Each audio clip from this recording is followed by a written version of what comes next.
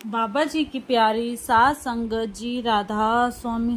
सात संगत जी डेरे में 2 सितंबर को बाबा जी का सवाल जवाब का सेशन था।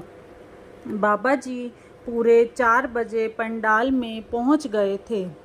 संगत जी बाबा जी से सबसे पहले एक प्रश्न एक बुजुर्ग ने पूछा। उसने कहा, बाबा जी मेरी विनती है कि मैं एक गंभीर बीमारी से पीड़ित हूँ।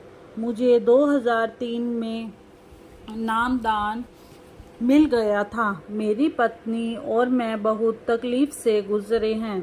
वह 50 साल से संतमत से जुड़ी है, परंतु मेरी बीमारी के कारण वह आपके सत्संग लगातार नहीं सुन पाई, इसलिए उसको नामदान की पर्ची नहीं मिली। कृपया उस पर नामदान की कृपा कीजिए। इस पर बाबा जी ने जवाब दिया कि इसके लिए आप नामदान के इंचार्ज से मिलिए। संगत जी दूसरा प्रश्न उन्होंने पूछा, क्या मैं लेटकर सिमरन भजन कर सकता हूँ, क्योंकि मेरे लिए बैठना मुश्किल है। तो बाबा जी ने कहा, जी हाँ, आप कर सकते हैं, क्योंकि मालिक हमारी कोशिश देखता है, हमारी मेहनत देखता है। उस मालिक को सब मालूम है कि हम किस स्थिति से गुजर रहे हैं। तीसरा प्रश्न एक बीबी ने किया। उन्होंने कहा कि मैं 26 साल पहले यहाँ आई थी और आपने मुझे दुख से और मुश्किलों से मुक्ति दी थी। अब मैं फिर से उसी मुकाम से गुजर रही हूँ। पहले पति की मृत्यु हुई थी, अब जवाई की। तब मेरे सद्गुरु ने मुझे ताकत दी थी, अब भी वही ताकत बख्शो। फिर बाबा जी ने फरमाया, इंसान कुछ नहीं कर सकता, यह सब मालिक के हाथ में है। हमारा दायरा बहुत छोटा है, हम बहुत जल्दी घबरा जाते हैं। हमें मालिक के भाने में रहना चाहिए। हम मालिक पर विश्वास रखेंगे तो वह हमें ताकत भी देगा। फिर वही बीबी बोली, बाबा जी मैं 3 भागों में बट चुकी हूँ। बेटी का ससुराल, अपना घर, और संगत कहती है कि सेवा में लगो। तो बाबा जी ने फरमाया कि पहले अपनी जिम्मेदारियां निभाओ, वह निभाने के बाद सेवा पर ध्यान देना। अगला प्रश्न एक बीबी ने पूछा कि बाबा जी बार बार क्यों हमें जन्म लेना पड़ता है और बार बार क्यों मृत्यु होती है। उसका प्रश्न सुनकर बाबा जी हंसने लगे और संगत भी हंसने लगी।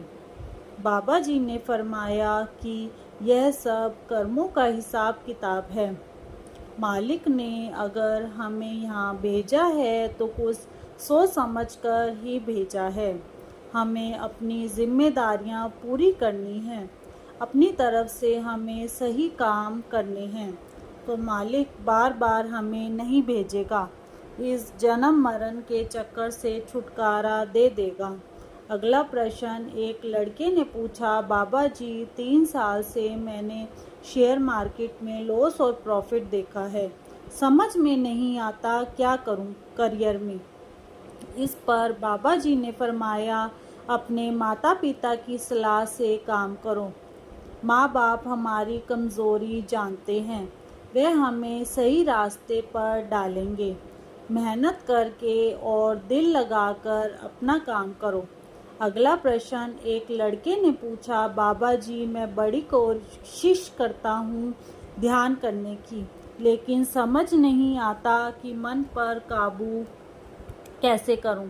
तो बाबा जी ने कहा कि कोई भी काम बगैर मेहनत के नहीं होता, मेहनत करोगे तो फल भी जरूर मिलेगा। हमें अपनी मेहनत नहीं छोड़नी। अगला प्रश्न एक लड़की ने पूछा, बाबा जी अगर हम मेहनत करें और फल की प्राप्ति ना हो तो क्या करें। तो बाबा जी ने कहा, और मेहनत करो। फिर उस लड़की ने पूछा, बाबा जी जो नकल मारकर आगे बढ़ जाते हैं, चीटिंग करके तरक्की कर लेते हैं, उनका क्या। तो बाबा जी ने फरमाया, बेटा हिसाब किताब तो देना ही पड़ेगा, हमें अपनी नींव सच पर रखनी चाहिए। गलत काम करके हम यहाँ तो तरक्की कर सकते हैं, यह चीज़ यही काम करती है, तो आगे जाकर तो हिसाब देना ही पड़ेगा। अगला प्रश्न एक भाई ने बाबा जी से पूछा, बाबा जी बचपन से सुनते आए हैं कि गुर बिन पत नहीं, हमारा आपसे मिलाप हो गया, बहुत अच्छा हुआ। लेकिन गुरबानी में पूरे गुरु की बात की गई है। अब पूरा गुरु क्या होता है और बात का हमें कैसे पता लगे? गुरबानी में यह भी बताया गया है कि अंधा और ढेलियाँ दो कूप पड़ंत। इसका मतलब यह है कि अंधे के पीछे जाकर हम भी उसी की अवस्था में पहुंच जाएंगे। इस पर बाबा जी ने फरमाया, यह तो वही बात हुई कि हमने पढ़ाई करनी है, लेकिन उससे पहले हम अध्यापक का इंटरव्यू लेंगे। बेटा, अगर हम इतने ही समझदार होते तो फिर हमें गुरु की क्या ज़रूरत थी? अगर हम भजन बंदगी करेंगे तो ज़रूर सफल होंगे। हमें केवल अपनी करनी पर ध्यान देना है, परखों में नहीं पड़ना। अगला प्रश्न एक लड़की ने पूछा कि बाबा जी, मैं सत्संग में बैठती हूँ तो हजारों विचार मन में आते हैं, फोकस नहीं कर पाती। तो बाबा जी ने कहा, यह तो सभी का हाल है, बस कोई बता देता है और कोई नहीं बताता। हमारे दिमाग की मल्टीटास्किंग की आदत पड़ी हुई है, एक ही समय पर बहुत से काम करने की सोचते हैं, लेकिन जब तक हम इस आदत को सुधारेंगे नहीं, फोकस नहीं करेंगे, तब तक यह मुश्किल हल नहीं होगी।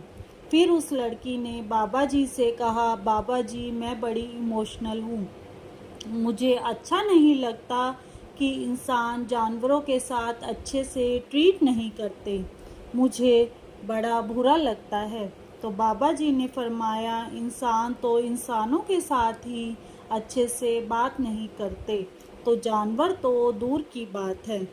हम वर्ल्ड को चेंज नहीं कर सकते, लेकिन खुद को सुधार सकते हैं। दुनिया तो बाद में बदलेगी, शुरुआत तो हमें खुद से ही करनी पड़ेगी। अगला प्रश्न एक लड़की ने पूछा और कहा, बाबा जी, मैं आपको और अपने माता पिता को प्राउड फील कराना चाहती हूँ, हमेशा साथ रहना बाबा जी। इस पर बाबा जी ने फरमाया, बेटा, माँ बाप कभी भी बच्चों को नहीं छोड़ते, यह बच्चे ही होते हैं जो माँ बाप को छोड़ जाते हैं। अगला प्रश्न एक लड़के ने पूछा, बाबा जी, महापुरुष कहते हैं कि मालिक की मर्जी के बिना एक पत्ता भी नहीं हिलता, फिर काम चंगे और माड़े कैसे होते हैं? तो बाबा जी ने फरमाया कि कुदरत का नियम है कि जैसा बीज बोओगे वैसा ही फल मिलेगा। कहने को तो हम कहते हैं कि मालिक करता है, लेकिन मांगते तो हम ही हैं। मालिक रोटी देता है, लेकिन खाते तो हम ही हैं। हम अपनी चॉइस पहले सामने रखते हैं, खाना पहनना सब अपनी मर्जी से चुनते हैं। अगर हम मालिक पर विश्वास रखेंगे तो जिम्मेदारी मालिक की ही हो जाएगी। अगर मन काबू में आ गया तो बात ही खत्म हो गई। अगला प्रश्न बाबा जी से एक लड़के ने पूछा कि बाबा जी, हम तो यही मानते हैं कि परमेश्वर एक होता है, तो फिर हम अलग अलग जगह सर क्यों झुकाते हैं? सर तो हमारा झुकाना ही चाहिए, लेकिन हमें देखना है कि मालिक किस चार दीवारी के अंदर नहीं है। सर झुकाएंगे तो नम्रता आएगी, ऊंचा करेंगे तो अहंकार पैदा होगा, लेकिन वही काम खत्म नहीं हो जाता। मन में नम्रता आएगी तो ध्यान अंदर लगेगा, तो तभी हम अंतर्मुख होकर अंदर मालिक को दर्शन कर सकेंगे। अगला प्रश्न एक लड़की ने पूछा, बाबा जी, जब मैं पढ़ाई करता हूँ तो नींद आती है। सिमरन में बैठता हूँ तब भी नींद आती है। तब बाबा जी ने कहा, जब हम पिक्चर देखते हैं, टीवी देखते हैं, क्या तब नींद आती है? नहीं ना। बाबा जी की यह बात सुनकर सारी संगत हंसने लगी। फिर बाबा जी बोले, टीवी देखते वक्त नींद इसलिए नहीं आती क्योंकि टीवी देखना हमें अच्छा लगता है और पढ़ाई लिखना हमें बोझ लगता है। लेकिन अगर पढ़ाई नहीं करेंगे तो हम दूसरों के मोहताज हो जाएंगे। इसलिए मन को काबू में करना सीखो। अगला प्रश्न एक लड़की ने पूछा और बाबा जी से कहा, बाबा जी, मेरे परिवार के सारे लोग सत्संग में आते हैं, लेकिन मेरे पापा नहीं आते। मैं उनको कहती रहती हूँ चलो सत्संग में, लेकिन वह कहते हैं जब बाबा जी बुलाएंगे तभी मैं जाऊँगा। यह बात सुनकर बाबा जी हंसने लगे। फिर बाबा जी ने फरमाया कि सारा परिवार मिलकर एक रस्सी से बांधकर उन्हें सत्संग में ले आओ, फिर वह कुछ नहीं कर पाएंगे।